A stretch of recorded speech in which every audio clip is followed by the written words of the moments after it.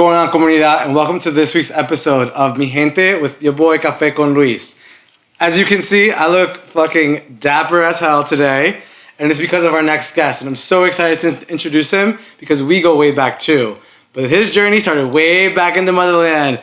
So today's guest is Russell Peguero, the creative director and founder of LLESSUR, which is this. Russell, welcome. Thank you. Thank you for having me. I'm so happy to have you here. It's been a couple years, and every single time I talk to you, you're always doing something. You're always moving. You're always doing something. And now I have clothes from you. It's so wild. So tell us, how did you get here? Tell us about your story a little bit. Well, where do you want me to start? Go back as far as you want. I know that. So tell everyone. I think it's really important as men of color. You come from the motherland, just like I did, but you came here a little older than I did. One of the motherlands, yeah, Dominican Republic. Yeah. So tell us, like, when did you get here? How did it start? Well, I mean, my family started migrating around the time that I was 8 years old. Then I came, for the first time that I came when I was 9 years old, but it was in the middle of winter. I missed the school year, so I was literally having to be transported at 5 a.m. in the morning in the middle of winter, being the first time I was ever exposed to the cold. Oh my God. So it was terrible. I only lasted like 6 months. You're like, welcome to America. Yeah, very much. And it was just me and my father here. My two siblings and my mother was still in DR. So it was super lonely. You know, it was like always mostly pitch black, like dark outside because it was the middle of the winter. So I was very depressed. So I asked my father to send me back. So I only lasted like 6 months. And 2 years after, that's when I, as a teenager at that point, decided to like ask my father to bring me back and stayed for good. But it was hard. It was really hard. Like I didn't speak the language. I didn't have any friends. It was just, again, still my father and I. And although my father's family was already here, I was a stranger in a way to the family. And then also finding out that I was finding out that I was gay. So, coming upon like that discovery and accepting it, it was really hard, but through high school, I found like a clique in a way. So, I started dancing, I started choreographing, and then, I was embraced basically because I was already exposed being so artistic in a way where my family noticed all of that, and I was already making costumes for my coworkers for them to perform in high old school are you? stage. At that point, I was like 16, 15 years old. And you're making full costumes? I was trying. Oh, I wasn't trained no, at that's that awesome. point. Yeah, but that's how kind of like my family saw that I was like into design and being creative. So they kind of pushed me to be the next Oscar de la Renta. I mean, hello. So, big shoes to fill there. So then, I went to a private school right after high school, which was kind of like a mistake, but also, it's bad to live life that way. So it wasn't ideally what I would have liked it to be for my first fashion exposure. Right. Because if anything, I was kind of like tricked. The school is no longer around, which is actually why I ended up going back to school, because I felt like my degree wasn't really validated. And there you went for design. The first degree actually was design and merchandising, which I learned how to sew and understanding garments and how the industry works. But I really didn't have a grasp on a business of fashion. It was just simply being creative, and that led into me graduating, and then eventually I tried to launch my brand on my own without having any kind of knowledge about business, and it just didn't work out. Life happened around that, and I ended up moving to Albany for a year, and then moving back somehow, like this company, H&M actually. I don't know if I'm supposed to be mentioning them, but that's fine. They moved me back to the city, and I was trying to run away from the chaos of the city, but I ended up being back here, and then life happened, carried on, and I decided that I needed to like go back to school because although I knew how to create, I didn't understand how to sell. And so working in the retail, I started working on Money Exchange, and then I moved on into like fast fashion and luxury, and I understood what consumers go into the store to buy, what they go into a store for, which is to look for something that they need, right? So I understand that, first of all, you need to design something that has already a demand, obviously. And so I am still learning that through my second degree now that I'm about to finish. Okay, what's that in? It's production management, which is, like I said, the business side that I was lacking. So now I'm able to I feel that I have enough knowledge to understand, dealing with the factory at the same time that I'm also, designing a product that is able to perform, and also that it's not going to be just something that's going to be thrown in a rack and being discounted and then eventually end up in the trash. It needs to be a strategic process, which I'm able to understand that now, which is how I ended up launching my brand last year. What a process. With this. I love it. Yes. I mean, and there's so much more. Yeah. I think what's really beautiful that you touched upon is that it's a process and it's ongoing. And I think that for us as in fashion, when we work together and everything, it is a journey. It's not right away. It's like and life. It's a life. And we saw so many people come in, like stylists, try to work with us, and they would be like so quick, like I made it. And we're like, girl, wait, we have a long way to go. Yeah. And I think it's for me. So many of us in the industry have so many dreams of, whatever that may be, and following those dreams. For many people, it's launching a brand. Yeah. And for you, you've had all these obstacles since the moment you got here, and you're finally doing it. Yeah. And I mean, I'm still facing many obstacles. And again, like I said, I did try to launch my brand before 2 years ago prior. And what I learned was that I was not ready. And even now that I did go ahead and launched in a way better way that I did before, because before I didn't have any resources at all, which I still don't. I kind of pulled it together with my family's help, my job, etc. And I was able to relaunch in a more legitimate way. Yeah. So, but I still feel that I'm facing a lot of challenges, and not only just economically, but also I think more so a team. I think I cannot. So far I'm a one-man team, and I need help. But it's so hard to trust someone with your baby, Yeah, I'm sure, especially as you're creating and it's coming to life. All these years of work and ideas, they're now here. Yep. That's beautiful. And for you, being in New York and being a Latino and a new face as a designer, are you finding, besides the team, are you finding moments of struggle to tap into the world? Are you finding some barriers, or are you feeling that whereas in the industry right now, just me, that we're supporting you with open arms and we're saying, yes, come, grow with me?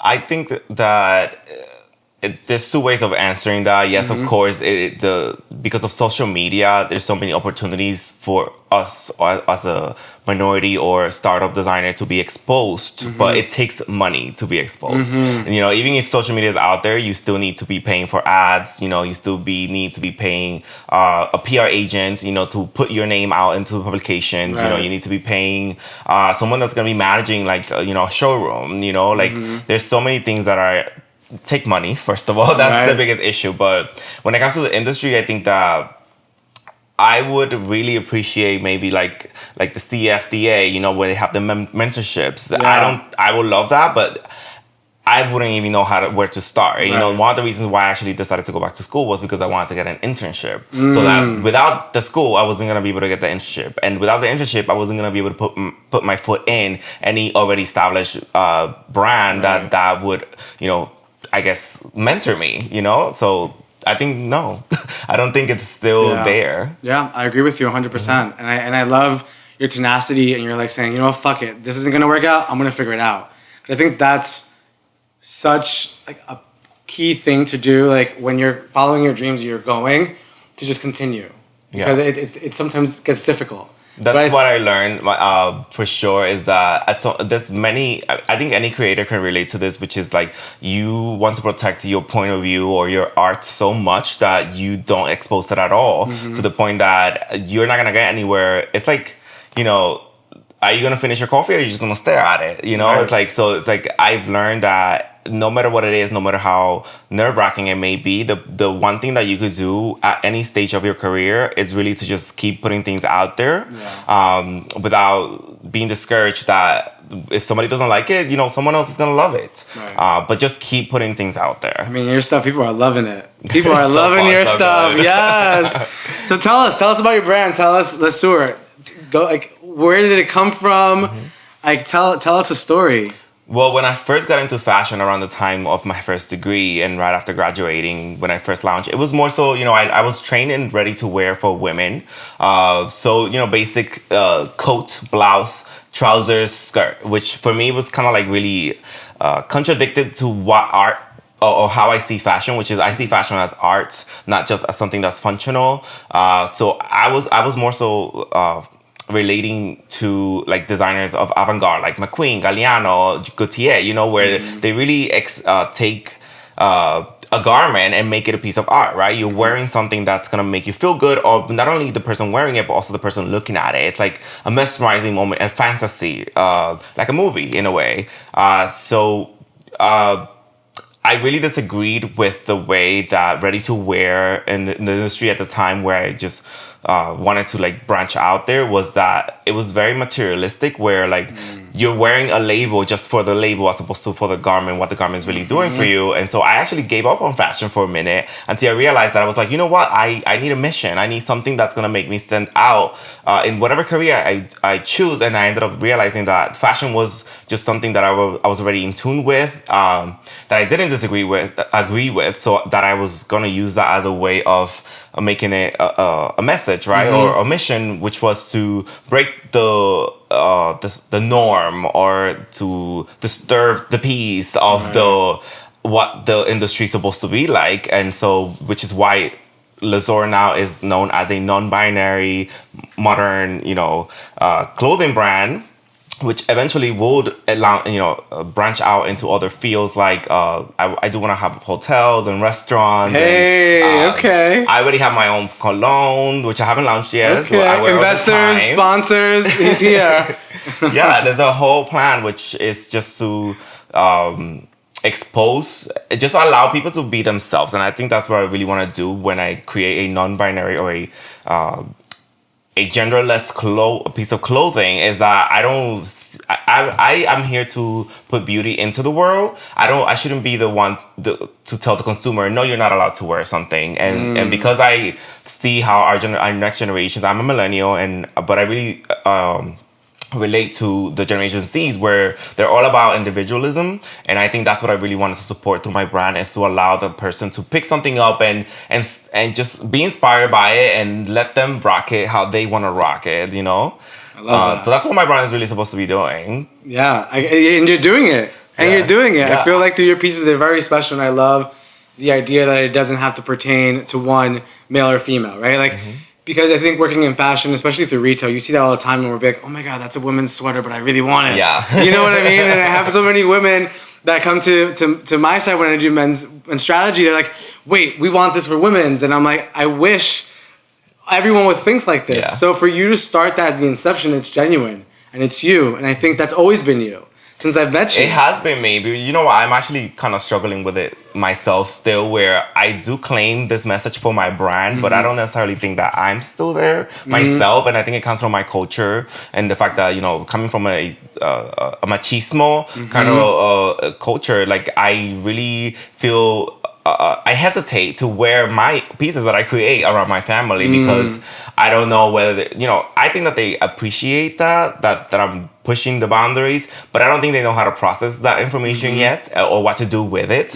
I think that it ends up being gossip as opposed to a pat on the back, you know? And so those Dominican families, man, yeah, they love to gossip. Our family love to gossip. But I love that you're handling it with so ease, because I think that's a big part of our stories, right? So many, when you look back at our parents' stories, fear and not having that support system really kind of deter them from creating things or achieving their things.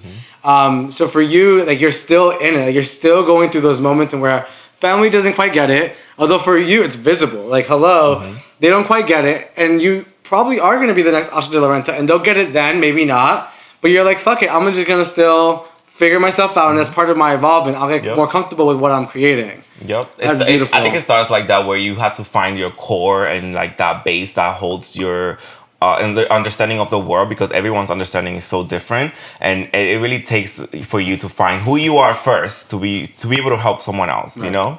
That's so important. And I think that when you talk about your careers and how you tried to launch this brand once before, what were some learnings that you had after, besides not saying I don't have the right resources, but what did that do to you emotionally and mentally? Because that is a process, and where like I've been there, and where you work so hard on building a project, You're like, I'm launching it. You literally are right there, and then it just kind of falls.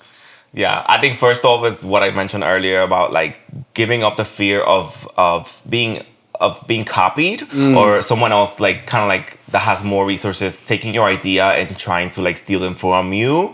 Get rid of that. You know, that was the one learning that I had, and then the second was to less is more. Edit down. It's one thing because again, like I mentioned earlier, was that I was really in tune with like avant-garde or couture, which it's more like louder than ready to wear. So when I say less is more, it's like now I want to focus on commercial pieces that are still impactful, strike, a reaction from someone that sees them. That's not just a basic garment, but also how they function and how they're gonna like last. Their life cycle. Those are things that I've learned from my first time. It's like less is more. Yeah, and I think it's so important, especially nowadays where everything is about sustainability and everything is about, yes, fashion, it's beautiful and there is an artistry behind it, but we're creating a lot of waste. Yeah. And we're creating a lot of damage to this world. Yep. So I love that you're thinking about that at the forefront because that's a principle that now people are trying to catch up to. Yep. Where it's like, you're like, no, this is part of me. It's in my ethos. It is part of me, but I'll be honest with you. I wear leather, but I don't eat meat. So I have those conflicts. But the reason why I say that is because, pleather or PVC or UP, whatever you want to call it, is made from petroleum. Petroleum is also it is part of the world, the earth, but it's also very much the number one reason why we have this problem with the ozone is because we're burning all the chemicals that are not supposed to be there. So at the same time that I'm saying like, okay, this is satin. It's not silk yet because I don't have the resources to make it out of silk. It's polyester, but it also, it's wrinkle resistant and it's going to last you the lifetime as much as you take care of it. It's going to be right there next with you. But eventually I do plan to move into natural fibers. Yeah, I love that. I mean, you're right. I mean, you took it out of your bag and I was like, oh, do I have to steam it? And you're like, no. Good. And look at that. We're here. Yeah. I love it. So for you, as you're growing and just scaling, how are you balancing personal life, right? Because building a business is not easy. Yeah.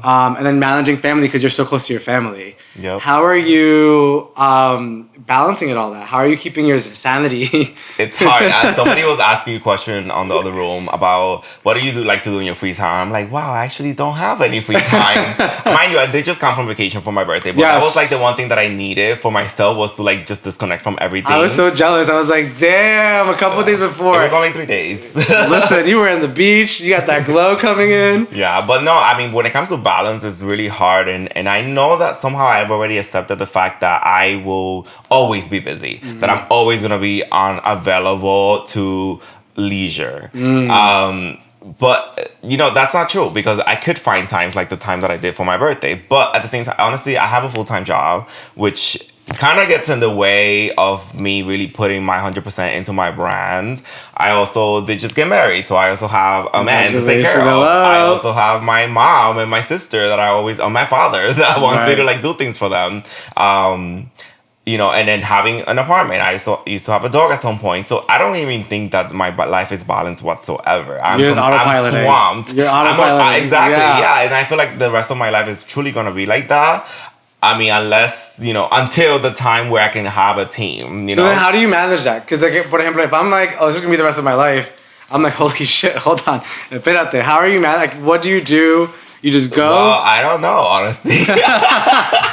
I mean, I do have alopecia areata, which is, a condition based, researchers have associated with stress. So the fact that you're asking me how do you manage that, it's like maybe I'm not managing it at all because my hair is falling off my head. But I think it's just like one step at a time. One thing, having an agenda, have a planner where I write everything down. It's like, okay, check one, move on to the next one, check the next one, move on to the next one. But I am extremely busy. I am actually still finishing my degree, and because I have a full-time job, I'm only doing it part-time, so it's taking me longer.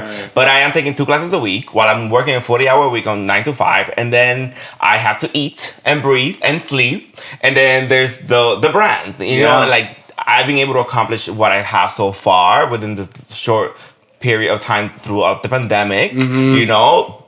But I don't even know, honestly. When I think back, I don't know how I did it. I just, like you said, on autopilot. Just like go. Yeah, and it's insane to see, insanely amazing to see how much you've done on autopilot. You know, and I think that, personally for me, I started doing meditation just 1 minute a day in the morning and at night. And at first it was difficult. Let me tell you that shit. When you hear the horns and the people and the TV, you're like, damn, this isn't going to work. But it's actually, now I crave it. Okay. And that, like, even that 1 minute in the morning and 1 minute at night, it, like, centralizes me. As weird as that is. Okay. So give it out. I give never it a try. tried a minute, but I mean, I try to go to yoga. Yeah. So that, I mean, sometimes it hurts more than it helps. But no, the gym is also something that I've been trying to, like, because it's my health. You know, it's, if I don't feel good about myself, like I said, you know, finding yourself, your core, is so important to, like, anything else that happens in the day. It's like when you wake up and you don't have your coffee in the morning, you're not functioning at all. You've seen me like that before. That's why you know that. You know, I'm like zombie down. I relate. I love that. And then tell us about your full-time job, because we've been talking about your brand, which is, you know, the highlight of what we're wearing. Okay. But you've also, like you said, you have a full-time job. I do. So I've been mostly starting from the fact that I already had the degree in design and merchandising, I've always been trying to find a job that's in a corporate setting, obviously, because I've worked so many times, plenty in retail. You've been there. And now it's time to be in a corporate level. So I've interned with Marc Jacobs. I've interned with Porsche 1961, which we actually worked there before, and other brands. But what I do now is product development for Eyewear. Okay. With one of the biggest companies in the world, which is amazing. Which I don't. Well, should I speak about it? I don't know. Yeah, it's up to you. We're not here for them. No, you don't have to disclose their name, but but what I do is product development. So anything that has to do from I work with several teams: design, strategy, planning, etc. I am more so like the coordinator, where I bring everybody together in a way. So yes, we speak with the designers, and then we go into materials. I'm more so in tune with materials. So choosing materials based on trends or demand. That's sort of like where my position falls in. It's kind of like bring those things together. So it's really aligning kind of all in one for you too, because with this second degree, with you building a brand, with your background in retail, both luxury and mass and visual, like you really are kind of just this superpower. And I love that, because I feel that for me, that was one of the hardest lessons in fashion, in where I found myself always working retail at some point, or like at a startup and then at another startup. And I found it to be really difficult to understand where my life was going. And it took me a while to really get, like, this is not just a one-way streak. This industry, you have to be multifaceted. Yep. And you have to be able to understand how every facet works. So I think it's beautiful for you, really, you know? Like you said, there's so many sides of fashion as an industry, but there's also so many jobs within that. And yes, like you said, you know, I have my first degree in design and merchandising, and now I'm doing production management, which, again, yes, I am trying to have an empire in the best way that may sound. But yes, I want to branch into so many different things, but I want to do it smartly, because of the fact, like, from my first launching, I realized that I was lacking so much information that it didn't allow me to make the right calls. And so now, by involving myself in every aspect of fashion, now I know how to bring things together, which eventually I will like it for it not to fall on my shoulders, right. You know? You have a team. It always will, because, but, you know, I don't want to, let's say I have an accountant that I allow them to handle all my income or revenue, etc., expenses, and then here I'm just trusting someone, but they're just taking their cut aside and me not knowing. You know, I should know what an income statement looks like. Right. You know? So I love that. That's kind of like so the biggest fear behind why I want to just be knowledgeable, at least a bit, on every corner of the industry. That's admirable, because you know, being in the industry, or even just a friend, so many people are trying to launch things, and it's everyone wants to launch and make it. Especially with social media, the way Instagram and TikTok and all this happened, you can get there, but it takes time. Yeah, they always say overnight successes don't happen overnight. Yeah. They've been going at it for quite some time. And if they do, they won't last. You know, it's like a false foundation. Right. You know? Right. And I feel like what I love about you is you've always been into work. You love working, in the sense of, like, yeah, you like to have fun, but you learn throughout work. And now it's like you're seeing your brand and you're like, holy shit, it's happening. Yeah. And you're always growing. You know? I think about, so like you're in this role where you're doing product development for Eyewear, right? We don't have Eyewear yet. Yeah. I mean, we don't have Eyewear yet, But how do you take your learnings from there and then apply them into your I take a lot of learnings from that because it may be eyewear, and honestly, I don't, obviously conflict of interest. We don't want to be there, so I'm not trying to launch eyewear. But as of now, I don't see my brand having eyewear. But I don't like to say never. Right. But the thing is, like you said, what am I taking from there? Like I will say that.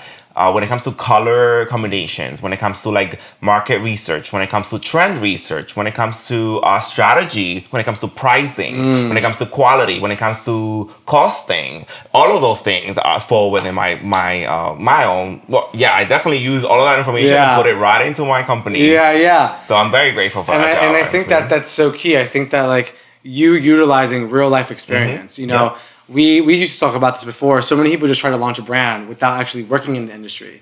Now, do you suggest that? I think being that you're here now.